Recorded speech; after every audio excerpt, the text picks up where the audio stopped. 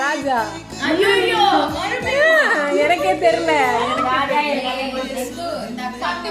சத்தியமா இல்ல எனக்கு தெரியல. அது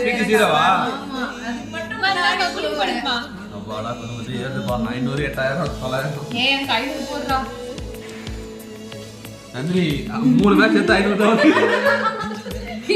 சரியா? சரி குளிக்க மாட்டீங்களா?